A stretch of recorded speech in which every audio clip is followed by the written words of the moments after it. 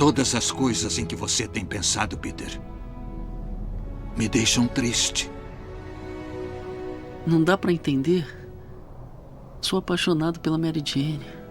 Você sabe que eu entendo.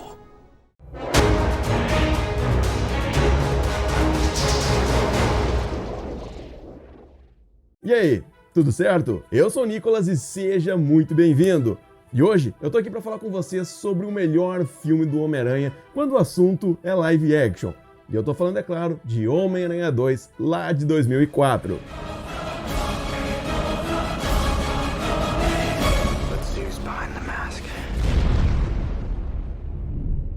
Depois do gigantesco sucesso que foi Homem-Aranha de 2002, o Sam Raimi então agora tinha um novo desafio, que era solidificar de vez a importância do Homem-Aranha no meio cinematográfico, de maneira que ele conseguisse tanto superar a história anterior e, é claro, os efeitos especiais. E na época era difícil a gente ter alguma noção disso, mas quando esse filme foi lançado e a gente compara com o anterior, parece que ele avançou uns 10 anos em questão de efeitos. Sério, a gente tá em 2021 e ainda parece tão atual quanto. O que está fazendo? Desligando a tomada! Não! Como esse filme foi lançado 2 anos depois, e naquele tempo muita gente não tinha costume de acompanhar assim os filmes de herói como hoje em dia, eles precisavam então retomar alguns pontos, relembrar aquele paralelo entre a vida de um cara comum, de um adolescente e de um super-herói, onde não importa o que o Peter faça, um sempre vai acabar prejudicando ou ajudando o outro. E já no começo a gente percebe que o Peter acaba se atrasando para o trabalho porque ele teve que parar para salvar alguém no caminho. Depois, durante o serviço, já saindo para fazer a entrega das pizzas, tudo dá errado de novo. E ele até pensa em utilizar as habilidades de Homem-Aranha para fazer a entrega da pizza, para conseguir chegar a tempo, mas de novo, durante o trajeto, algo impede ele de seguir em frente. E dessa vez, foram 2 crianças que correm na rua sem nenhum adulto se manifestar para segurar elas, tipo, numa grande cidade como Nova York, tava cheio de gente, eles veem 2 crianças indo em direção à rua e não fazem nada. Nada! E por causa disso, o pedido atrasa e o Peter é demitido.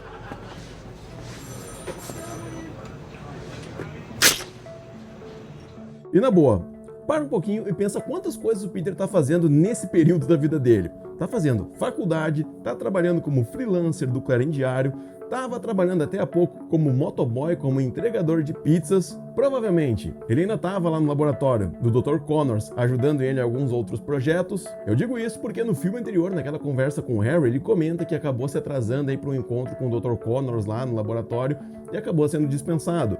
Tudo isso acontece muito rápido, e quem não tá prestando atenção vai passar batido e nem vai dar bola. E eu me atrasei, o Dr. Connors me despediu. Você atrasou de novo? E ainda tem o último emprego, ser o Homem-Aranha.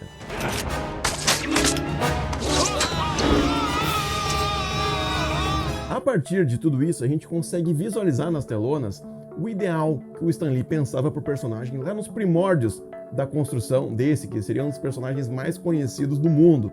Um adolescente que teria problemas pessoais e até mesmo problemas heróicos, que não apontavam diretamente para conflitos com bandidos ou supervilões. Coisas que na época eram totalmente diferentes. Quando um personagem conseguia desenvolver super habilidades de luta, super força, ou já tinham poderes parecidos com de um deus, eles aí já iam direto combater o crime, sabiam o que eles tinham que fazer, era isso, era aquilo.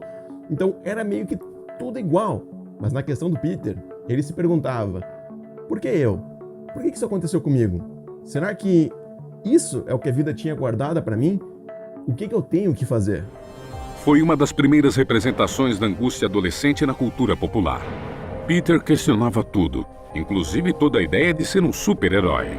E esse tipo de questionamento vinha com mais força quando o lado pessoal, o lado humano do Peter, acabava fracassando ou desapontando as pessoas ao entorno dele. Até porque muitas dessas pessoas faziam relação da imagem dele com alguém descompromissado, que não honrava a sua palavra. E a gente vê isso logo no começo, quando aquele chefe dele da pizzaria, por exemplo, diz que ele não dá valor para promessas, não cumpre sua palavra, ou como, por exemplo, ele não chegar na aula no tempo certo, não ter tempo para conversar com seu amigo sobre tudo o que estava acontecendo, sobre o trauma que ele passou recentemente de perder o pai dele, e não conseguir estar presente, até nos poucos momentos em que a amiga dele, a garota que ele ama, mas queria deixar como amiga, convidava ele para ver ela se apresentar numa peça, que era o grande sonho dela. E até o momento, ele não tinha conseguido uma vez sequer.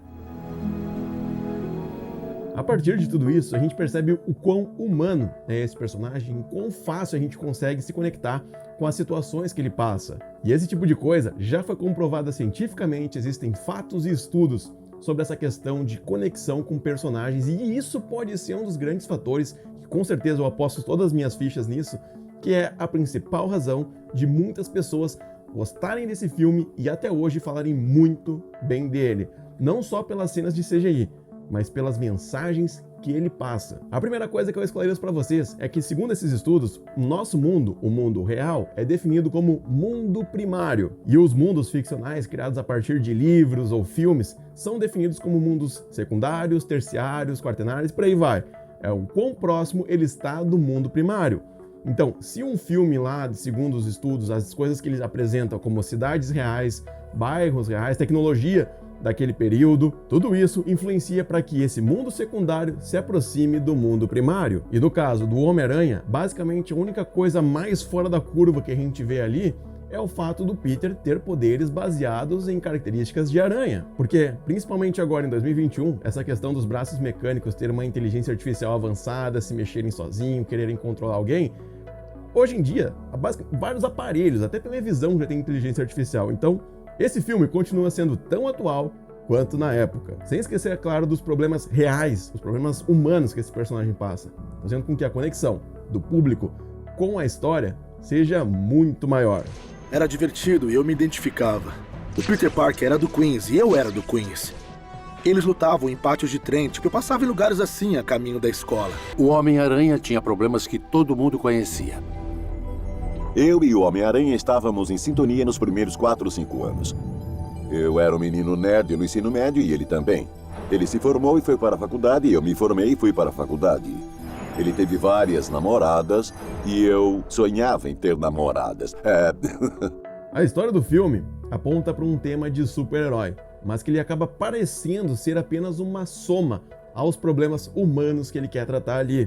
Onde o Peter, na primeira meia hora, começa aos poucos a demonstrar gradativamente mais esgotamento mental com tudo que está acontecendo. Então, antes do filme ir para um outro tópico, por exemplo, outra parte da história, esses momentos serão as construções para uma futura situação de síndrome de burnout, onde o Peter tenta abraçar o mundo constantemente, fazer de tudo, fazer o seu melhor, mas sempre sente que nada dá certo, que todas as atitudes dele foram em vão e não trouxeram nada de positivo tanto para ele quanto para as pessoas ao entorno.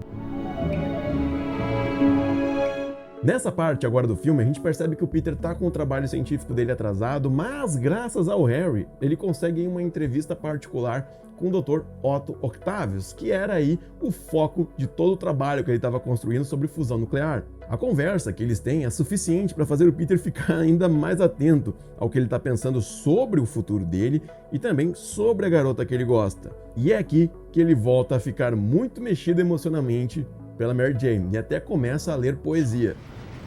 Dia após dia ele olhava por ela. Há quem diga que esse segundo filme constrói uma imagem de maldição sobre a vida do Peter. E na boa, é difícil a gente contrariar esse argumento, eu sei, já que ele acaba mais se prejudicando do que acertando. Mas eu quero fazer uma observação rápida que ao longo do vídeo eu vou esclarecendo melhor para vocês. E se de repente tudo que a gente vê no filme, até próximo dele terminar, não é a visão do Peter sobre a vida dele, e não o que realmente está acontecendo, mas o que ele acaba vendo pelo fato da mente dele não estar bem. E aí?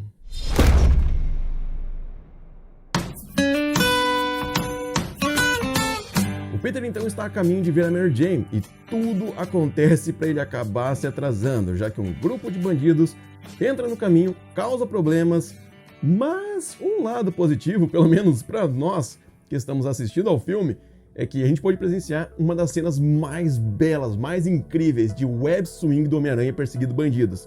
Na boa, quem viu isso num telão, cara? Eu não esqueço. Que negócio incrível, mano. Na boa, tá melhor que muito CGI de filme de 2021.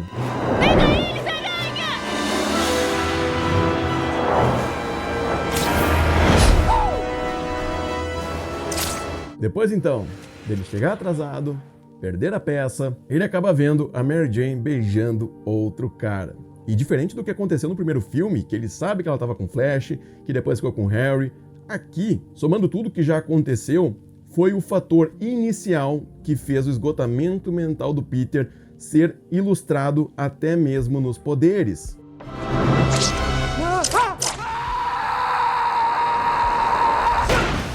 Agora, tem algo muito incrível e que infelizmente só acontece na versão estendida, em Homem-Aranha 2.1.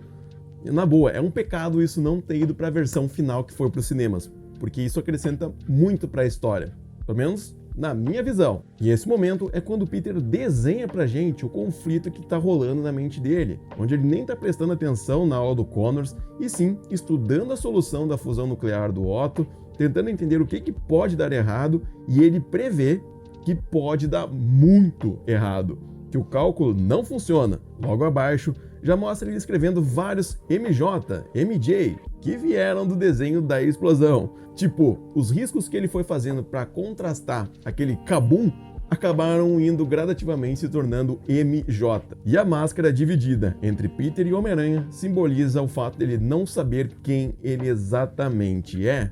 E se a gente analisar rapidamente, perceber que tudo isso está numa única página, que tudo isso ali foi feito em alguns minutos, talvez em 1 hora de aula, olha só quantas voltas a mente do Peter deu e como ele não está com foco estabelecido em apenas uma coisa por vez.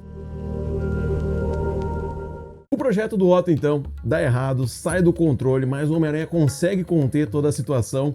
Ele vai parar no hospital. E lá a gente descobre o quão psicopata e doentia é a mente daqueles braços, né? A inteligência artificial que foi adaptada ali, meu Deus do céu, eu não sei como o Otto conseguiu chegar nisso. Talvez no momento em que ele estava baixando as informações para a inteligência artificial dos braços, ele sem querer mandou aí um histórico de serial killer, tipo, a galerinha é psicopata mesmo. Desde os primeiros minutos até agora, a história constrói junto com a narrativa principal do Peter Parker / Homem-Aranha outras sub-histórias, que de certa forma acabam demonstrando tanta importância para a história quanto o próprio protagonista. No caso da Mary Jane, ela escolheu se envolver com outro cara, mas no fundo ela sabia que gostava mesmo era do Peter. No caso do Otto, ir contra toda a sua moral, senso de justiça e ética, roubar um banco para conseguir dinheiro para provar que o seu sonho estava certo, e isso sem medir qualquer consequência, se as pessoas iriam ou não se machucar com aquilo. E na situação do Peter, ele acaba escolhendo abandonar o manto de Homem-Aranha. O esgotamento mental com tudo isso que aconteceu até aqui faz ele cair. Eu sou só o Peter Parker. Não serei o Homem-Aranha. Nunca mais. Vale destacar que esse momento já aconteceu nos quadrinhos. Até o Sam Raimi conseguiu adaptar de forma genial a capa de Spider-Man No More. E essa situação ela é tão complexa que nem mesmo Peter conversando com o tio Ben, ele consegue trazer ele de volta para ser o Homem-Aranha. Ele reluta e diz que quer viver a vida dele, o sonho dele, e não o que a vida quer impor, justamente por causa desse dom acidental que ele ganhou. E uma coisa para a gente acrescentar nesse momento da decisão, que ele disse que não queria ser mais o Homem-Aranha, é que toda vez que os poderes falharam, alguns minutos antes aconteceu alguma coisa que o deixava triste, irritado ou frustrado com ele mesmo. No começo do filme, a gente não vê os poderes falhando, porém, olha só, o primeiro momento que a teia falha é minutos depois que ele vê a garota que ele ama estar com outro cara e ver eles se beijando. E com a entonação da trilha, a gente percebe o tamanho da raiva que o Peter tá.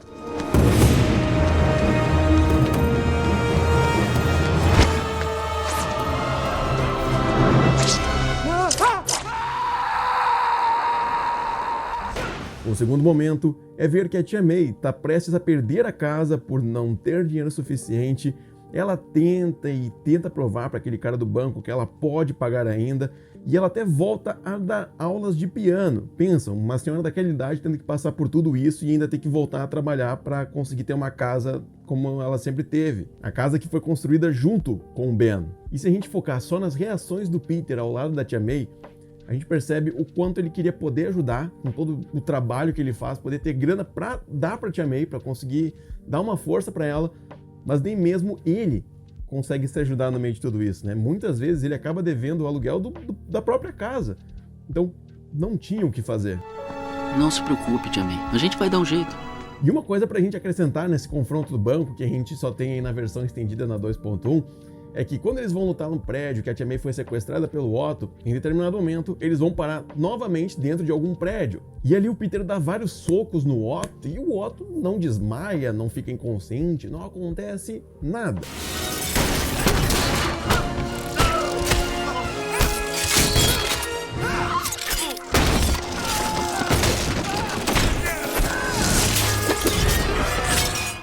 Mesmo o Homem-Aranha contendo a força dele, uma pessoa normal aí teria alguns problemas, ia ficar no mínimo desacordada. E eu falo isso justamente porque em Homem-Aranha 1, lá de 2002, quando ele vai enfrentar aqueles bandidos na chuva, vários deles ficam desacordados pelo Homem-Aranha e usar a força dele normal, mesmo que controlada. Até porque se fosse a força normal, as cabeças iam sair voando. Então, a minha teoria, ou explicação por que o Otto conseguiu ainda ficar bem depois disso, é que justamente nesse momento, a super força falhou. Mas aí, cara, chega um momento em que é a última vez que os poderes falham antes da decisão de não ser mais o Homem-Aranha. E aqui a gente sente o peso dessa sequência de cenas, cara, de tudo que acontece aqui. O Peter chega no evento lá do Jameson, já não vai receber por aquilo, pelo trabalho dele. Ele vê que a Mary Jane tá envolvida com o filho do chefe dele, o amigo dele tá podre de bêbado, vai lá, faz um escândalo, dá tapas na cara dele, xinga o Homem-Aranha, xinga ele. E logo depois disso, alguns segundos depois, o filho do JJ anuncia que a Mary Jane aceitou casar com ele. Mas que surpresa! Parker, acorda! Acorda e tira algumas fotos! Depois do evento, ele sai de lá, se veste como Homem-Aranha e anda pela cidade, mas aí todos os poderes ficam sem funcionar direito. E aqui, de certa forma, eu consegui traçar uma perspectiva do que aconteceu aqui com o Homem-Aranha com algo que eu já vivi esse ano. E foi aqui mesmo, na plataforma, onde chegou num ponto em que eu não via nenhum crescimento no canal, as contas chegavam cada vez mais. Eu não saía de casa porque eu pensava que eu precisava ficar 24 horas em função de roteiro para conseguir postar todos os dias, senão o YouTube não ia entregar vídeo. E daí, quando eu conseguia postar todos os dias, o canal continuava basicamente do mesmo jeito do que antes, ele não sofria alguma alteração. E isso acabava me trazendo uma tristeza tão grande, cara, que eu sentia a vontade de abandonar tudo.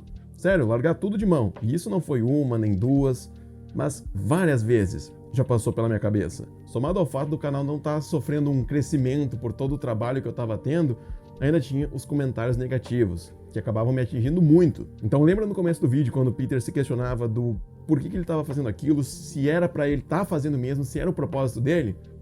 Então, eu me perguntava muitas vezes sobre isso também. E cara, olha só agora que sequência de cenas importantes. O Peter agora é um cara normal, ele vai ao teatro, assiste a Mary Jane, explica tudo pra ela, e mesmo assim, as coisas não mudam. Mas ela percebe que ele tá diferente, e pra ele isso já é muito bom. Depois, ele acerta toda a verdade com a tia May sobre tudo o que aconteceu meses e meses atrás, lá na morte do tio Ben. Que ele não foi à biblioteca, que ele deixou o bandido escapar por vingança, e a gente percebe o tamanho da mágoa que o Peter carregava e estava guardando para si. Eu segurava a mão dele quando ele morreu. Que louco tudo isso, né, cara? Assim como o Peter, a gente às vezes precisa parar tudo que a gente está fazendo, se desligar um pouco dessa rotina frenética de estudos, trabalho, criação de conteúdo e olhar as outras coisas ao nosso redor, tentar esclarecer algumas coisas que estão pendentes, conversar com alguém, uma simples conversa, cara. Sentar com um amigo seu ou fazer uma chamada de vídeo e simplesmente falar sobre o dia ou a semana, coisas que não envolvam esse trabalho, essa loucura toda. Porque muitas vezes, se a gente não der essa pausa, os problemas vão cegar a nossa visão para a realidade. e fazer com que a gente talvez acabe decidindo a coisa errada. E por isso que eu acho esse filme do Homem-Aranha 2 uma obra-prima do personagem. Praticamente sempre que tu vir assistir, vai descobrir algo novo, ou ouvir alguma coisa que tu realmente precisa ouvir naquele momento. E nesse caso do personagem, tanto a Tia May acaba falando com ele, fazendo ele ter consciência, como até mesmo as notícias no jornal, que acabam demonstrando que a criminalidade está subindo cada vez mais com a ausência do Homem-Aranha. Logo em seguida dele ter visto isso, mais à frente ele vê um prédio em chamas, ele vai em direção, mas ele fica recluso, ele não vai, ele sabe que ele não pode fazer nada, já que agora ele optou por não ser o Homem-Aranha. Mas aí ele conversa com um cara que tá ali na rua e pergunta, tem mais alguém lá dentro? E o cara fala que ele acha que só tem mais uma menina, uma criança que ficou presa dentro do prédio. Um detalhe bacana é que esse cara que aparece é o mesmo que aparece o Homem-Aranha 1, ajudando o Homem-Aranha lá na luta contra o Duende Verde na ponte. Então pensa, o Peter escuta que só ficou uma pessoa e justamente uma criança que não tinha o que fazer. Então ele vai lá, se arrisca, mesmo que os poderes deles estejam desligados naquele período, ele vai e salva a menina. Mas depois ele percebe que tinha mais uma pessoa que ninguém sabia. Depois só os bombeiros descobriram que um cara ficou preso no quarto andar e acabou morrendo. E se o Peter fosse o Homem-Aranha, nada disso teria acontecido. E esse foi um dos primeiros choques que o personagem teve que passar para começar a entender a importância da presença dele como herói. Mais à frente, outra coisa que a gente acaba descobrindo é a importância do Homem-Aranha na vida das crianças, a inspiração que ele leva a elas, a vontade das pessoas fazerem o bem a partir dos atos dele e das crianças quererem ser como o Homem-Aranha. Você nem imagina quem ele quer ser. O Homem-Aranha. Crianças como o Henry precisam de um herói. Pessoas que se sacrificam pelo próximo, dando um bom exemplo para nós. E aqui acontece um dos melhores diálogos de todos os filmes, cara, não só de heróis, de maneira geral mesmo. É impossível que o que ela fala, o que a Tia May fala, não acabe fazendo alguma conexão ou as pessoas acabam refletindo sobre tudo aquilo. Detalhe que nesse momento a Tia May já desconfia que o Peter é o Homem-Aranha também. Aqui, o Peter começa a visualizar melhor a grandeza dos feitos dele, que muitas vezes eram ofuscados pelas notícias mentirosas do Clarim Diário. Então, ele reconhece que ser herói é muito mais do que enfrentar simples bandidos ou até mesmo super vilões, mas é ser uma imagem de força, de honestidade e de esperança para as pessoas comuns. Homem-Aranha voltou!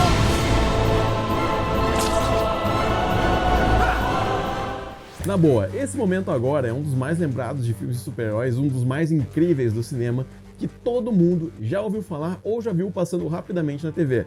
Não precisa ser fã do Homem-Aranha para saber disso, mas é a luta no trem contra o Dr. Octopus, cara. Que obra, cara, que luta, mano. Porque aqui a gente vê o Peter usar todas as habilidades dele com extrema maestria, com o máximo de habilidade.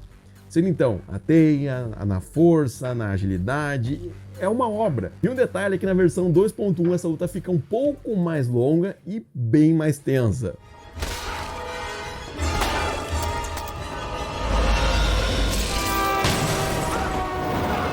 E depois que a luta termina, a gente tem um momento que é mais incrível de todos. Pelo menos, é um dos mais incríveis. Quando ele quase despenca lá de cima, depois de ter usado toda a sua força para parar o trem, e a câmera enquadra o símbolo do Homem-Aranha no peito do Homem-Aranha, as mãos das pessoas segurando ele para não cair, depois carregando com cuidado para dentro do trem.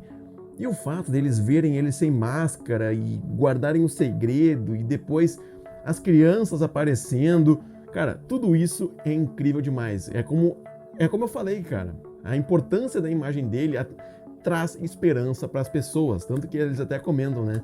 É bom tê-lo de volta, Homem-Aranha. Que bom que você voltou, Homem-Aranha. O vilão chega de repente e as pessoas, como forma de gratidão, se mobilizam para fazer uma espécie de barreira humana, mesmo que no fundo elas saibam que isso não vai adiantar de nada, mas elas querem tentar retribuir toda essa ajuda que o Homem-Aranha deu para elas. Depois disso, o Homem-Aranha é capturado e levado até a casa do Harry. E eu pensava que o que ia acontecer ali não ia acontecer, mas a identidade dele é assim revelada. Mas antes vamos ver quem está por trás da máscara. Assim posso te olhar nos olhos enquanto morro. Peter. Não. Mas agora a gente vai para a batalha final. E chegando lá, tem um determinado momento que o Peter não sabe mais como parar aquele sol. Ele conversa com o Octopus e o Octopus, obviamente, reluta querer ajudar, né? Ele não quer fazer isso. Porém, o Peter utiliza uma frase que o próprio vilão falou pra ele tempos atrás. Um dia me falou sobre inteligência. Me disse que era um dom que devia ser usado pro bem da humanidade. É um privilégio. E depois complementa com a incrível frase da tia May. Ela é meu sonho. Às vezes, para fazer o que é certo, devemos ser firmes e desistir daquilo que mais queremos, até de nossos sonhos.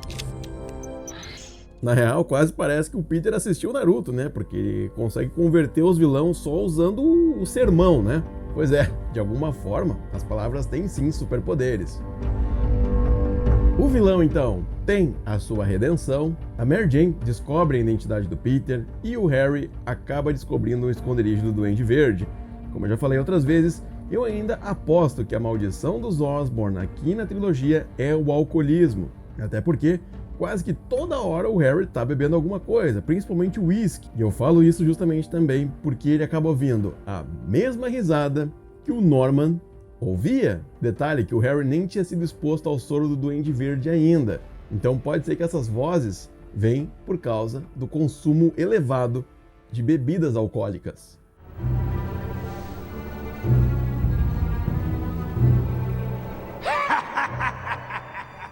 E a Mary Jane desiste de um dos sonhos dela, que era se casar justamente para contrariar tudo de ruim que ela ouvia do pai dela.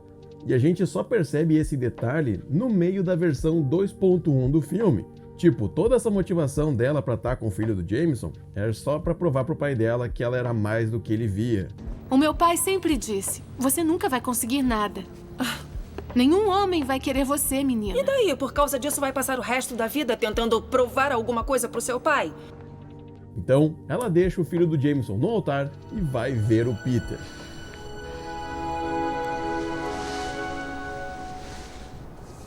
Não acha que está na hora de alguém salvar a sua vida? E assim, a gente tem um final incrível para toda a história que foi contada até aqui. E ao mesmo tempo que o Peter está extremamente feliz com toda essa realização que ele teve depois de tudo, nós fãs também ficamos felizes, né? Porém, nos últimos segundos, ainda fica no ar de que vem coisa muito complicada, muito tensa dali pra frente. Homem-Aranha 2 de 2004 foi um grande sucesso, tanto para os fãs quanto para o grande público. E até hoje ele é um dos filmes mais queridos por muita gente. Eu só não consigo entender como a crítica avaliou esse filme como sendo algo nota quase 7,5. Eu acho que ele está mais para um 8,5 ou até mesmo 9.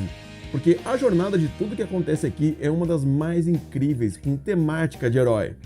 E até hoje, para mim, é a melhor adaptação live action do personagem. Em relação à produção anterior, ela custou quase o dobro para ser feito, chegando a 200 milhões de dólares, e teve uma bilheteria de 789 milhões de dólares, 36 milhões a menos que a anterior. Mas vale destacar aqui que foi o primeiro filme do Homem-Aranha a ganhar um Oscar, e o terceiro filme de super-herói na história. O primeiro tinha sido o Superman de 1979, depois o Batman do Tim Burton em 1989, e 15 anos depois, Homem-Aranha 2 levava a estatueta para casa. Esse filme não serve de inspiração só para as pessoas, mas para outras produções do cinema, sendo então uma base de argumento para a construção de outros projetos que a gente veio a ver no futuro, já que nessa época, o estereótipo do nerd ser algo sem graça, tosco e desinteressante começava a cair por terra. Então, 3 anos depois, por exemplo, era lançada a série The Big Bang Theory, que foi de grande influência para fortalecer a comunidade nerd, que de forma humorada mostrou que ser um nerd era muito mais bacana do que eles achavam antes. Essa é a porta do Stan Lee. Estávamos no meio-fio do Stan Lee, agora estamos na calçada do Stan Lee e agora na porta do Stan Lee. Sim. E sabe o Kevin Feige? Olha só o que ele falou nos últimos dias. Quando ele foi questionado sobre a trilogia do Homem-Aranha do Tobey Maguire, ele comenta que ele estava presente, acompanhando a construção desses filmes. vendo como o cinema se comportava com aquela temática de heróis e como o Homem-Aranha se tornou ainda mais grandioso depois de tudo aquilo. O resultado disso? O começo do projeto do que viria a se tornar o universo compartilhado de super-heróis da Marvel nos cinemas. Yeah, I can fly.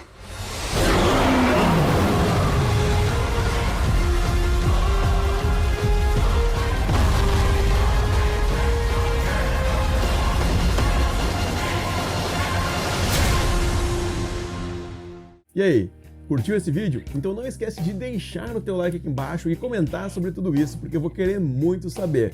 Fechou? E se você é fã do Homem-Aranha ou tá começando a conhecer esse personagem, tem curiosidade sobre a mitologia que circunda esse personagem tão icônico, aqui é o lugar certo. Tem curiosidades, análises psicológicas dos personagens, tanto do herói quanto do vilão. Então fica aqui o convite para você conhecer os outros vídeos também. E lembrando, pessoal, que o canal possui um servidor totalmente gratuito lá no Discord, o link tá aqui embaixo na descrição, junto com as minhas outras redes sociais, como o Twitter, Instagram e aquele site roxinho de lives. E caso aí você não me siga em nenhuma delas, fica aqui, é claro, também o convite. Então, é isso, pessoal. Eu vejo você no próximo vídeo, um forte abraço e valeu!